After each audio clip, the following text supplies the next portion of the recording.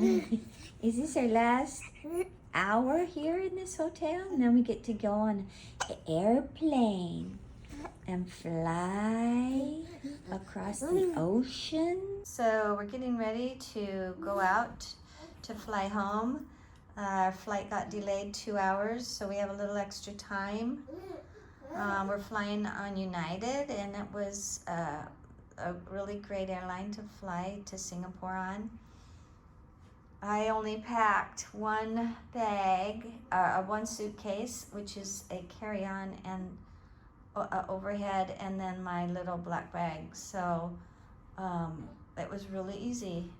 I bought a few little things, and everything fit in it real well, and I don't have to mess with anything else.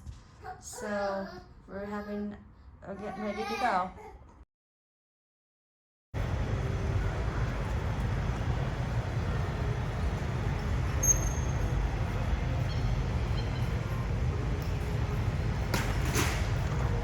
Do you see United?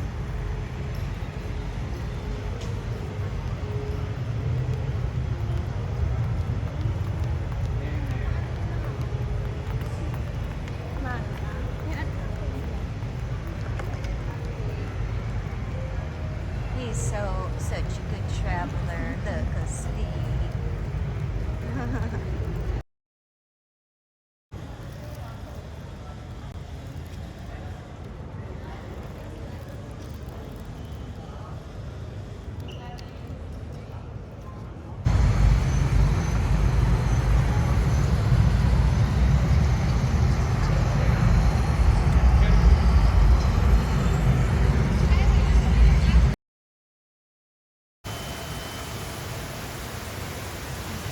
So they turned off the water to clean it. So that's what it looks like when it's not running.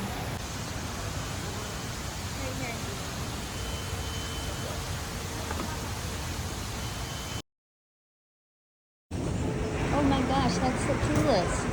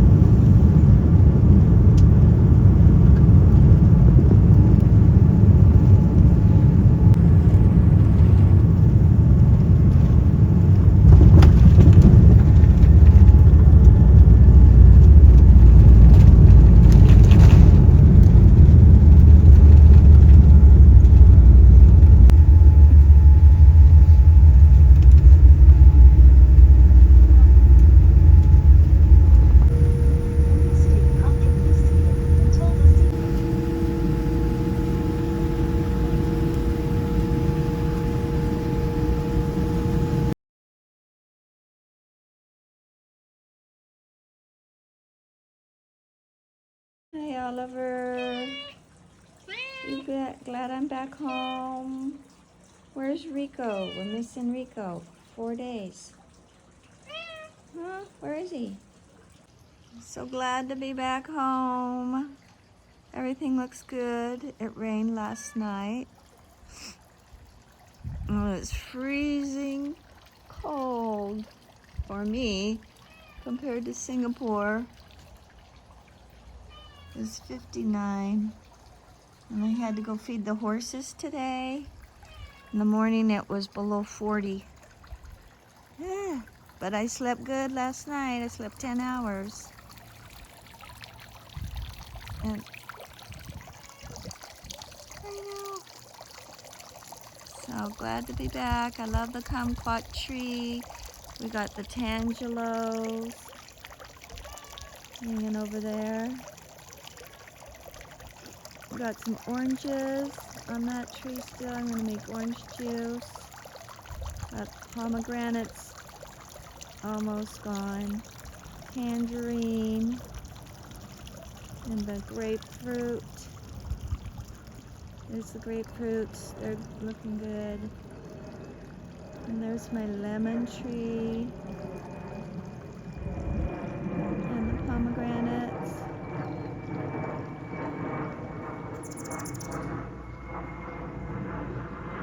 Yeah. Good boy, Oliver. And here's my tomatoes still hanging in there. The cherry tomatoes. They're doing good.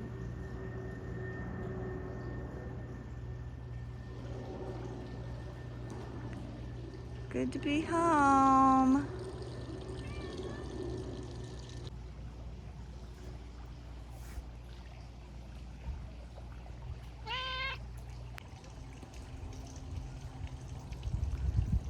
Roses are doing good.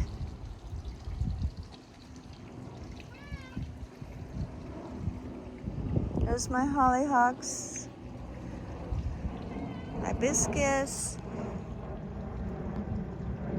more roses.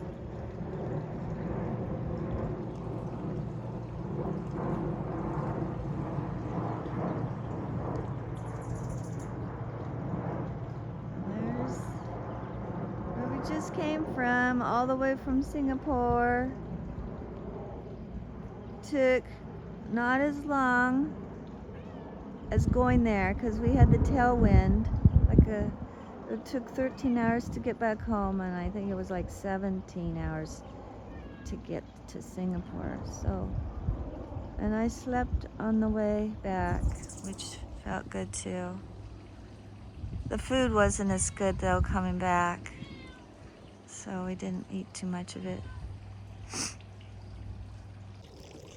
So I thought I would do a recap of our Singapore trip, and it's the day after I got back last night. So I had a good amount of sleep, maybe 9 hours, and I'll come out here. Look at all the fruit that's dropped since I've been here. I guess I need to start juicing. So let me sit here. This is my secret garden. It's got a little table, and so let me tell you what my thoughts are on Singapore. Oh, here comes Oliver. Hey, Oliver.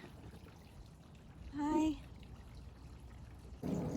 First of all, I'm very grateful to have gone on this trip. I don't hardly ever travel internationally. And if it wasn't for Kenzie and Tyler, I wouldn't have even ever even thought I'd go to Singapore. But they had a wedding to go to, and they needed somebody to watch their baby, and Kenzie asked me if I would watch it while they went to they had like 4 events for the wedding to go to. So sure, I said, sure, I'd help out. And so I was the granny nanny, and I loved it, every minute of it. I loved just being with Kenzie and Tyler and the baby and seeing Singapore. And my thoughts on Singapore was it's a very modern city, and I was just amazed and astounded at the beauty of the buildings, all the architecture.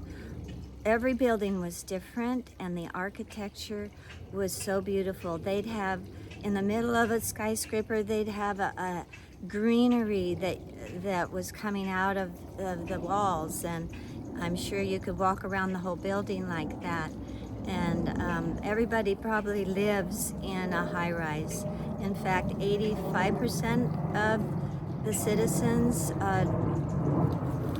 they live in government housing, and so there's a lot of, they don't have a lot of land or backyards like we do. So I'm a country girl. I like to have a little bit of gardening and land to grow roses and fruits and vegetables. So I don't think I'd do well in a big city, but if I had to, Singapore would be the place to be.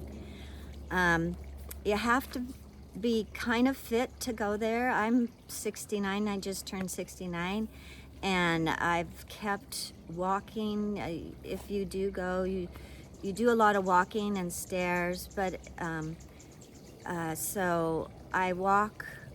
My normal regimen is I walk maybe 1.5 miles a day.